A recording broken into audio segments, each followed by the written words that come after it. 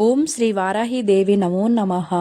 వారాహిదేవి అమ్మవారంటే ఎవరు? అత్యంత శక్తివంతమైన, చాలా పవిత్రమైన అమ్మవారు. ఈ అమ్మవారు ఎన్నో కష్టాలు మనం కట్టుమిట్టలాడుతుండే అమ్మవారిని ఒక్కసారి మనస్ఫూర్తిగా తలుచుకుంటే కష్టాలన్నీ చాలా తొందరగా తొలగిపోతాయి. అంత నిష్టమైన అమ్మవారు. ఈ అమ్మవారికి రాత్రిపూట చాలా పవిత్రంగా పూజ చేస్తారు. వారాహి అమ్మవారు అంటే ఎవరు అసలు? అష్టమాతృల కల్లా ఒకరు. విష్ణు అవతారమైన వారాహి స్వామి రూపము నుండి ఆవిర్భవించిన శక్తి ఈ దేవి. వారాహి మొహం, శ్రీ శరీరం కలిగిన ఈ అమ్మవారు రహస్య శక్తులకు అధిపతిగా భావిస్తారు. అసుర సంహార కథ అంటే అసురుల నుంచి సంహరించిన కథ.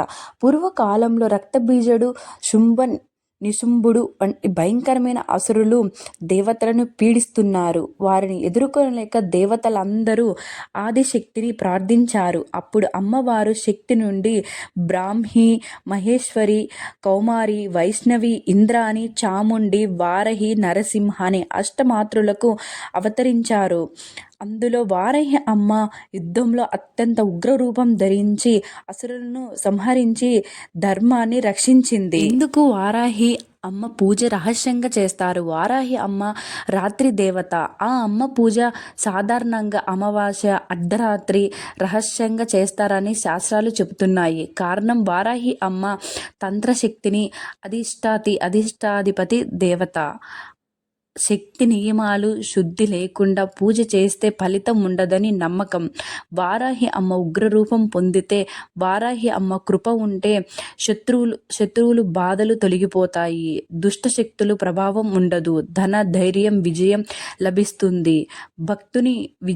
భక్తుని జీవితాన్ని పూర్తిగా మార్చేస్తుంది. అందుకే అమ్మను రహస్యాల తల్లి, శక్తుల అధిష్టాతి అంటారు. చాలా నిష్టగా, చాలా భక్తితో ఒక్కసారి వారాహి అమ్మవారిని మనస్ఫూర్తిగా తలుచుకున్నామంటే నైట్ పడుకునే ముందు 21 సారైనా 11 సార్లైనా ఈ శ్లోకాన్ని చెప్పుతూ అమ్మవారి కష్టాలన్నీ చెప్పుకున్నారంటే ఎటువంటి కష్టమైనా ఇలాగే తొలగిపోతుందండి. నిజంగా ఒక్కసారి ఈ శ్లోకాన్ని మనస్ఫూర్తిగా చెప్పుకోండి, కష్టాలన్నీ తొలగిపోతాయి. ఓం శ్రీ వారాహీదేవి నమో నమః. మనకెన్ని కష్టాలున్నా, ఎన్ని బాధలున్నా, కట్టుమిట్టులాడుతున్నా ఒక్కసారి వారాహీదేవి అమ్మవారిని మనస్ఫూర్తిగా స్మరించుకొని ఈ శ్లోకాన్ని కానీ చదివామంటే ప్రతి ఒక్క కష్టము అలాగే తీరిపోతుందండి. కన్ఫామ్గా ఒక్కసారి ఈ శ్లోకాన్ని స్మరించుకోండి. ఓం ఐం హ్రీం శ్రీం